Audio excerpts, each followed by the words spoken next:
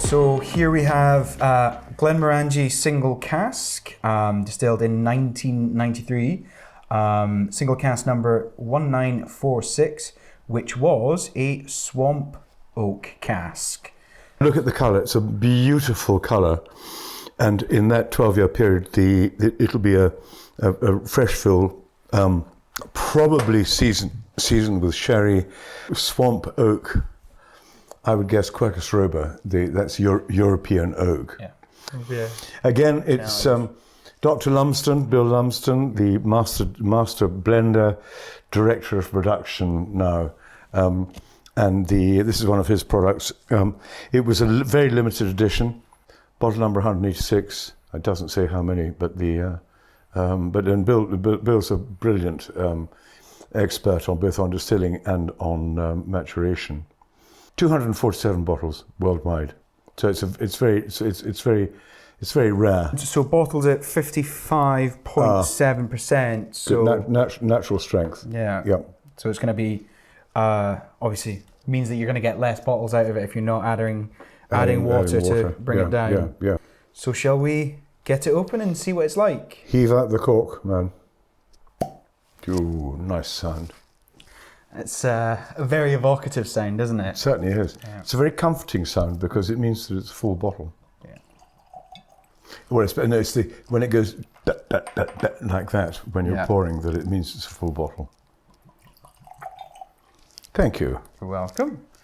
So there's an interesting bit of history about this bottle, isn't there?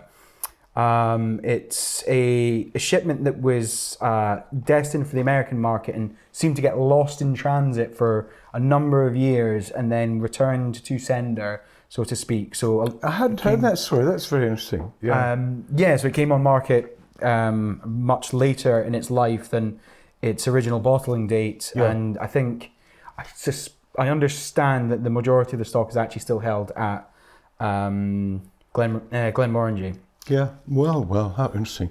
Well, it's got a gorgeous colour, lovely dark colour, European oak colour. European oak is much more tannic, and so therefore I'm expecting a dry nose. Cool. It's got a richness to it. It's like treacle toffee. But it's dry. It's quite sparky. It's quite prickly. And we'll probably benefit from a drop of water, I'm sure. But it's a very pleasant nose. Burnt sugar. It's a surprising length of time before you feel that 55.7% alcohol. Yeah. And you can feel it going right down.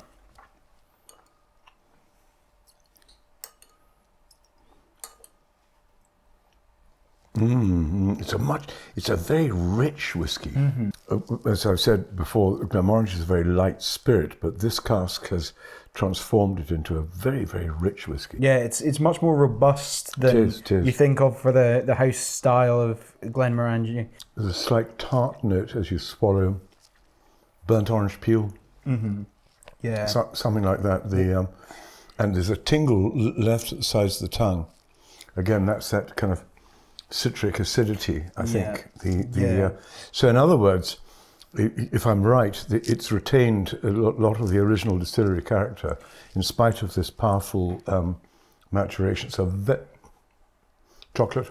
dark chocolate. Yeah. It's retained Glenmorangie character while adding this extra dimension of I think burnt sugar, but it could be treacle toffee. It's that in that way. It's those notes that you expect to find in Glenmorangie, but it's absolutely bright and vibrant as well, whilst still having that intensity. Very good indeed. Excellent to have cracked open this bottle. That's probably I mean there aren't that many of them around.